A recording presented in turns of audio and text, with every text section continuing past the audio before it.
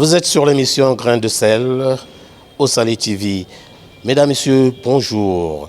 Aujourd'hui, nous recevons dans cette émission le prophète Kinanga Mankou Christelle Dramos.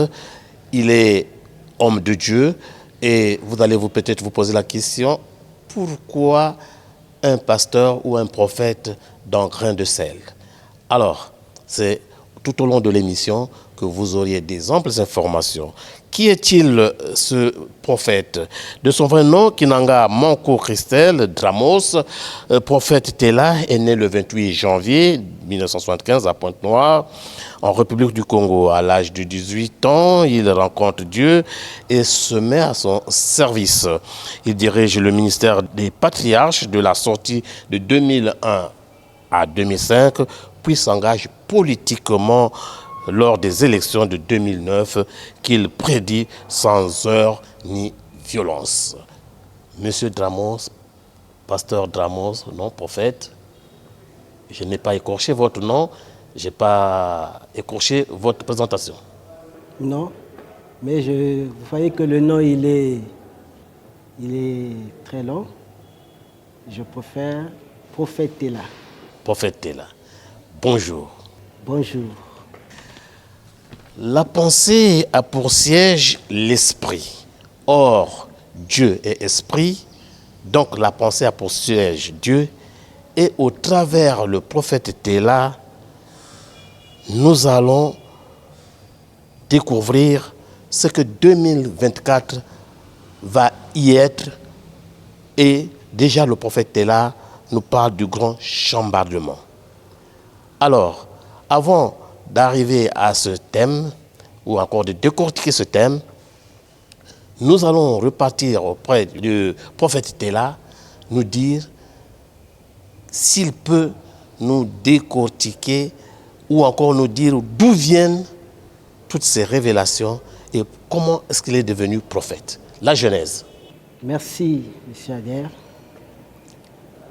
En parlant de Genèse, je ne vais pas vraiment m'étaler sur la Genèse de ma rencontre avec le Seigneur, mais je vais beaucoup plus me focaliser sur ce que chaque année, je reçois des messages pour l'année qui va arriver. Comme en ce moment, nous sommes en 2023, et que dès que nous arrivons au mois d'août, le Seigneur me donne déjà les révélations sur l'année 2024. Donc cela a commencé en 2002. En 2002, et cette année-là, le Seigneur disait que 2002 serait l'année de la percée. Et j'ai vécu ça comme ça. Le 31 décembre 2002, je prenais l'avion avec un oncle à moi qui était malade et je prenais l'avion de Pointe-Noire pour Brazzaville. Et c'était le signe de la percée pour moi. Parce que quand j'arrive à Brazzaville en 2000, donc l'année qui suit, le 31 décembre 2002, je la vis dans l'avion, j'arrive la nuit même et le lendemain, nous sommes en 2003. Et l'année qui suivait, donc 2003, je rencontre celui avec qui je suis pendant maintenant 20 ans, en ce moment, l'actuel Premier ministre, le Premier ministre Anatole Koliné Makosso. Vous voyez comment était la percée? C'était ça la percée que le Seigneur disait. Et voilà qu'après ça, chaque année, le Seigneur donnait des révélations. J'ai donné des révélations comme ça, j'ai donné des révélations. Et jusqu'à ce que nous nous retrouvons aujourd'hui pour l'année 2024. Le Seigneur donne la révélation du grand chambardement. Il dit 2024, c'est l'année du grand chambardement. Ok. Le dictionnaire Larousse nous dit chambardement n'est autre que le changement radical. L'homme politique dit aussi la même chose, mais un peu plus corsé. Et vous, le prophète, vous dites quoi? Vous voyez, selon la définition du mot chambardement, tel que vous venez de le dire, on dit c'est un bouleversement radical dans l'organisation des choses. Mais moi, ce que j'ai aimé dans mon entendement de ce mot chambardement, c'est que le bouleversement qui va se produire avec un effet de choc. Ça va choquer. L'année 2024 est une année de plein de chocs.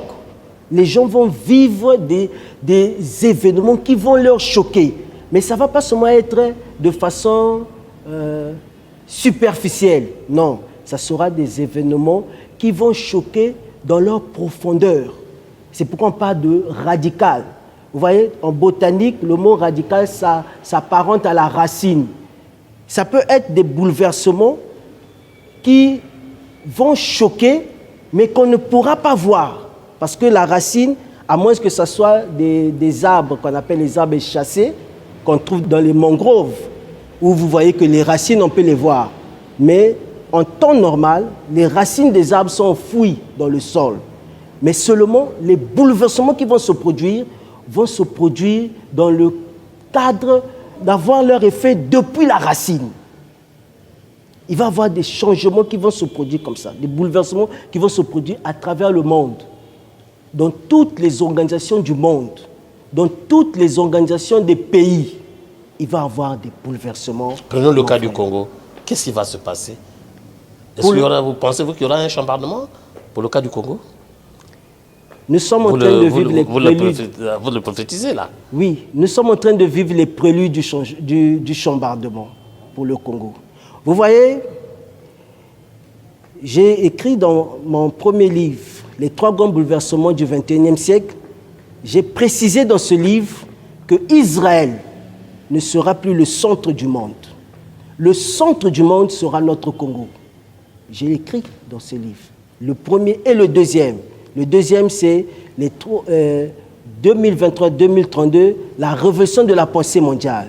Donc, je disais que Israël ne serait plus le centre du monde. Le centre du monde sera notre Congo. Pourquoi je parle nous vivons les préludes du chambardement? Nous sommes devant les médias. Personne n'est ignoré de ce qui se passe en Israël. Comment est-ce que le Hamas est rentré, a pris des otages et a mené chez eux à Gaza. Pendant qu'au moment où les services de renseignement israélites, on peut dire, avaient la poudre aux yeux. Israël qui est le peuple de Dieu, Dieu a dit, il ne sommeille ni ne dort. Celui qui veille sur Israël. Vous savez, Dieu ne se repent pas de son appel, ni de ses dons. Ça veut dire que Dieu a laissé que cette chose puisse se produire, que Dieu a laissé que Israël puisse subir cette honte. Mais ce que vous voyez, tout ce qui se passe en Israël a des révélations dans la Bible. Dans la Bible, on a vu aussi un moment, les Philistins sont venus, ils ont pris l'arche de l'Éternel. L'arche de l'Éternel. L'Éternel, le Dieu d'Israël, on a pris son arche. Ils ont amené dans leur pays. C'était prophétique. Ça voulait dire, ce qui se passait le 7 octobre 2023, c'était l'image que Dieu sortait d'Israël. L'Éternel est en train de sortir d'Israël et il allait vers un autre peuple. Il allait vers une autre nation. Je viens annoncer aux Congolais que la nation par où l'Éternel est venu se réfugier, c'est ici au Congo. Et nous allons le vivre en 2024. Dieu va confirmer que, publiquement, qu'il s'est choisi le Congo comme terre de résidence pour conduire le 21e siècle dans lequel nous nous trouvons. Alors, à vous entendre parler, c'est comme si on serait dans un conte de fées. Est-ce que c'est pas imaginaire cela? Non, ce n'est pas imaginaire. C'est comme je vous ai dit, les prophéties, ça me fait 22 ans que je donne des prophéties des années et on les vit. Ce n'est pas imaginaire. Ce que je dis va se vérifier, va se vivre. Alors, comment pensez-vous que le peuple de Dieu puisse recevoir ce message? Non, je ne parle pas seulement du peuple de Dieu, je parle du peuple congolais. Et je parle du peuple du monde. Dans le monde entier, l'Éternel s'est levé pour produire des chambardements, des bouleversements à travers le monde entier. C'est l'Éternel. Comment cela va se faire? Dieu va se servir. Je parle de Dieu. Je ne parle pas d'autres corporations. Je parle de la personne de Dieu, l'Éternel. Il va se servir de deux éléments. Lesquels? Vous avez le réchauffement climatique. Je vous dis que Dieu va se servir du réchauffement climatique. Regardez ce qui va se produire à travers le monde, dans les pays occidentaux ou les pays modernes. Vous voyez, depuis que cette affaire du réchauffement climatique on est en train d'en parler, en train de se produire, les pays nantis, les pays occidentaux sont comme épargnés. Et pourtant, c'est eux, les grands pollueurs. Il faut même la sourde d'oreille. Voilà. Maintenant, je vous dis, je viens annoncer que ces pays-là vont être touchés dans leur propre profondeur. Nous allons vivre, je prends l'exemple des inondations. Je le dis, la ville de Paris, vous savez, je bénis le Seigneur. En 2021, j'étais à Paris. J'ai sillonné la Seine. J'ai vu que Paris est comme entouré, est comme baigné dans la Seine. Et je dis, la Seine va sortir de son lit. Paris va être inondé. En 2024, c'est le message que je viens annoncer. Paris sera inondé. Pas seulement Paris. On va vivre des inondations dans ces genres de pays, dans ces genres de pays modernes. Dieu va leur montrer, va leur faire toucher du doigt. Leur population, leur peuple vont vivre ce que nous, les peuples reculés, sommes en train de vivre, les effets du réchauffement climatique. Ils vont les vivre. Et comme c'est des pays démocratiques, ils écoutent leur peuple, les peuples vont sortir, vont aller jusqu'à les renverser, à vouloir les renverser, de sorte qu'ils vont revenir sur les tables de négociation pour qu'ils prennent à bras le corps cette affaire du réchauffement climatique. Alors donc, ce que fait le président de la République, Denis Sassou Nguesso, par rapport à la lutte contre le réchauffement climatique, il le fait de bonne foi. Le président Sassou, je suis prophète, je peux vous le confirmer, c'est un prophète. Il a vu avant l'heure. Nous, on était encore à l'école primaire, où on nous parlait d'une école un champ, où on nous parlait de reboisement. On était à l'école primaire. Et voilà qu'aujourd'hui, c'est à la une. Il avait vu bien avant. Ce combat, il est en train de le mener, comme s'il le mène seul. Il faut qu'il y ait des hommes d'État. Une synergie autour de lui. Autour de la personne du président de la République. C'est ça. Parce que cette terre que nous avons, nous l'avons en commun. On n'a pas une autre terre, nous l'avons en commun. Il faut que nous puissions comprendre, prendre cela à bras le corps et que nous puissions nous mettre dans la lignée. Il a montré le chemin et que nous puissions suivre le chemin qu'il a montré. Tout à l'heure, vous avez parlé de deux éléments qui étaient fondamentaux. Vous avez parlé du réchauffement climatique. Alors, quel est le deuxième élément? Le deuxième élément, je vais vous choquer. Ah bon? Je vous dis. Et même les téléspectateurs qui me suivent vont être choqués. Je vous ai dit que l'Éternel va se servir. Quand je parle du réchauffement climatique, cela peut passer. Mais pour le deuxième élément, c'est le terrorisme. Dieu va se servir du terrorisme. Vous savez, le chambardement, quand il en explique, Dieu peut laisser quelque chose. Vous savez, quand quelqu'un a une nature qui est cachée, vous ne pouvez pas savoir la nature de la personne. Il faut la mettre dans des conditions pour que sa nature puisse sortir. Et quand la nature de la personne sort, s'élève, à ce moment, on n'a plus de doute. Et on se dit, cette personne-là, elle est nuisible. Il faut s'occuper de son cas. Depuis longtemps, on est en train de parler du terrorisme. Et le terrorisme, on n'a pas encore fait front contre le terrorisme. Aucun État, aucun pays du monde n'a fait front contre le terrorisme. Je vais vous donner un exemple. Où est-ce que ces terroristes trouvent-ils les armes qu'ils ont? Ils ne fabriquent pas des armes.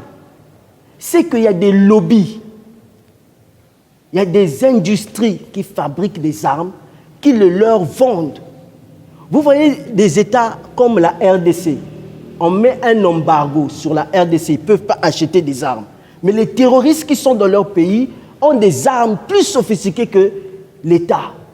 Vous voyez que ça n'arrive pas. Ils n'arrivent pas à tenir tête. Alors qu'est-ce qui va se passer? Tous les pays du monde, même chez nous ici, au Congo, nous allons voir l'émergence des terroristes. Les terroristes vont sévir dans tous les pays du monde, au point où on va se dire, on en a marre. Il faut qu'on règle leur situation. Et leur situation sera réglée. Quand le Hamas est allé prendre les otages, Israël a dit, trop c'est trop, on va bombarder Gaza. Ils sont en train de bombarder Gaza. Même les communautés ou les ONG qui parlent de droits de l'homme, ils ne les écoutent pas. Ils ont fermé leurs oreilles. Ils veulent en finir avec le Hamas. C'est ce qui va se passer avec le terrorisme. Cette année 2024, la solution du terrorisme va être mise sur la table.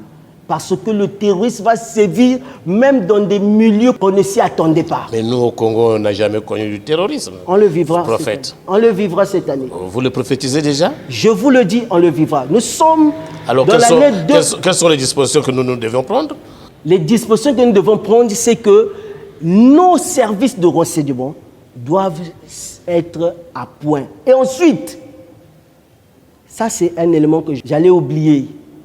Vous savez, à partir de l'année 2024, les hommes d'État ne pourront plus seulement avoir à leur côté les services de renseignement, qui doivent seulement se mettre... Non, ils doivent avoir à leur côté des prophètes, comme je suis, qui vont leur annoncer. Vous savez, je vais vous donner un exemple.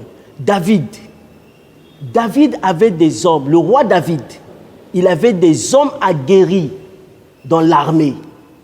Il avait une armée sophistiquée. Mais le roi David avait aussi par devers lui les fils d'Issachar. Les fils d'Issachar, c'est des personnes qui avaient la capacité de lire les mouvements du temps. Il pouvait, quand il se lève, il pouvait vous dire, dans une semaine, voilà ce qui va arriver. C'est ça ce que les prophètes font. Les hommes d'État devront avoir à leur côté des prophètes. Est-ce que le Congo en a autant des prophètes? Je n'y crois pas. Et je suis là, je suis venu pour le leur annoncer. Je ne suis pas le seul. Il y a des prophètes dans ce pays. Ce pays est nanti des prophètes. Des prophètes plus que moi. Alors, je suis le moindre parmi eux. Qui les comprend pas? Est-ce que c'est nous qui ne les comprenons pas? Est-ce que peut-être parce qu'ils ne nous apportent pas la bonne nouvelle? Non, il faut différencier la bonne nouvelle qu'on prêche dans l'Église et la parole prophétique qui vient de l'Éternel.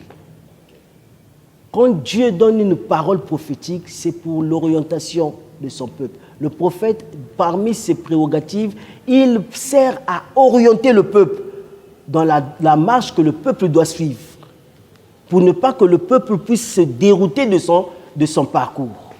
Voilà le travail prophétique. Prophète, nous avions parcouru les journaux de la place.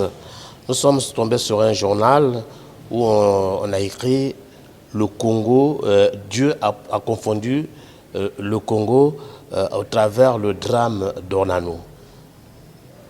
Est-ce une prophétie? Vous voyez, le drame d'Ornano, c'est vrai que nous n'avons pas encore fini de pleurer nos morts. Mais Dieu, des fois, il se sert. On appelle ça des langages imagés. Un jour, Dieu a envoyé le prophète Jérémie dans la maison d'un potier. Jérémie a vu le potier qui travaillait un pot et le pot n'avait pas réussi. L'argile était encore dans ses mains. Il a travaillé encore avec le même argile. Il a changé et il a trouvé un autre pot. Et Dieu a dit à Jérémie, c'est de cette façon que je vais travailler avec ce peuple que tu vois. Avec ce même peuple, je vais en faire des personnes nouvelles. Vous voyez, dans ce pays, depuis que le président de la République est en train d'annoncer aux jeunes d'aller à l'agriculture, on n'avait jamais vu d'engouement de cette façon, de cette nature. Mais lorsqu'on a parlé de l'armée, les jeunes ils se sont rués sur ça. Pourquoi? Pourquoi? Je suis prophète, je dois vous dire la vérité. Et vous n'avez pas prophétisé cela? Je n'ai pas prophétisé. Vous n'avez pas parlé de ça? Je n'avais pas les médias devant moi. C'est maintenant que les médias viennent vers moi. Vous avez l'occasion, alors allez-y. En fait, vous avez encore que 5 minutes. Voilà. Pourquoi les jeunes se sont rués pour aller à l'armée? C'est vrai qu'ils ont aussi le désir de servir la nation. Mais aussi le manque d'emploi. Le manque d'emploi, oui, mais dans l'anti-cœur, donc derrière leur cœur, je vais vous dire ce qui les motive. Parce qu'ils voient les hommes en armes, les hommes en tenue, comment est-ce qu'ils sont. Il y a en eux la corruption, il y a en eux la vie facile. Ils se disent facilement, je vais rentrer dans l'armée, non seulement que j'ai mon salaire, mais j'ai les capacités qui peuvent me permettre de pouvoir avoir l'argent facilement. C'est ça la facilité. Mais lorsqu'on leur demande d'aller à l'agriculture, il faut d'abord donc peiner, travailler, ça prend du temps, 1 année, 2 ans. Non. Dans l'armée, c'est rapide. Vous voyez? Et le Seigneur a confondu le Congo. Parce que ce n'est plus le temps. Ce n'est plus le temps de pouvoir s'armer avec les armes physiques. Non. Les armes sont maintenant dans la tête. C'est ça le mobile de mon deuxième livre. Je dis la révolution de la pensée mondiale. Je ne parle pas de la pensée du Congolais, mais la pensée du monde. Le monde va changer sa pensée. Et il faut que ça commence par les jeunes Congolais. Les jeunes Congolais doivent changer leur façon de penser. Comment est-ce qu'ils peuvent arriver à pouvoir obtenir ce qu'ils ont, ce qu'ils veulent avoir? Ce n'est pas dans la facilité. Ce n'est pas dans la facilité. C'est dans le travail. C'est dans le travail acharné. Vous comprenez, mon frère? C'est ça. Pour finir, vous êtes auteur de 2 œuvres, notamment les 3 grands bouleversements du XXIe siècle, Prophète Tella. Ensuite, la révolution de la pensée mondiale dont vous venez de faire état. Alors, depuis quand écrivez-vous ces manuscrits ou ces œuvres? Le premier, je l'ai écrit en 2011. Je l'ai envoyé à la maison d'édition. Et il est apparu en 2014. Alors, du premier, il parle de quoi succinctement? Succinctement, vous voyez, c'est pourquoi je trouve que Dieu ne fait pas les choses au hasard. Ce premier livre parle des bouleversements qui vont arriver sur la terre. Et vous voyez que nous sommes en 2023. L'année 2024, Dieu vient annoncer des grands bouleversements sur le plan radical des organisations qui régissent le monde. Donc vous l'avez déjà prédit dans votre voilà, manuscrit. c'était prédit. Ce n'est pas pour rien que lorsque nous rentrons, il faut bien que le prophète qui l'avait prédit puisse encore maintenant dire que le temps est arrivé et que nous puissions y entrer. Et le deuxième? La révolution 2023-2032, la révolution de la pensée mondiale. Voilà. Vous avez 2 années, donc quand je regarde bien, ça fait presque près de 10 ans. 10 ans, ouais. Voilà. 10 ans. Donc en 10 ans, oui. Vous pensez déjà à la révolution de la pensée mondiale. De la pensée mondiale. Alors comment cela pourra se faire, cette révolution? Je vais vous donner une petite anecdote pour 10 ans. Le nombre 10. Oui. Comme je l'ai dit, en 2014, j'ai prophétisé de la part du Seigneur, dans le message de l'année 2014, je disais que le Congo va entrer dans une phase où nous aurons un Premier ministre. Je disais que le président de la République devait nommer un Premier ministre chef du gouvernement. Je le disais en 2014. Et je l'ai écrit, tel que je le fais souvent. Ça avait été déjà annoncé. Alors,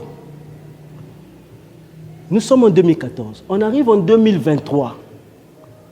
Vous voyez, c'est comme si, quand vous lisez la prophétie de 2014 et que vous voyez comment est-ce que nous vivons en 2023, c'est comme si cette prophétie-là a pris corps en 2023 en la personne du Premier ministre Anatole Koliné Makosso.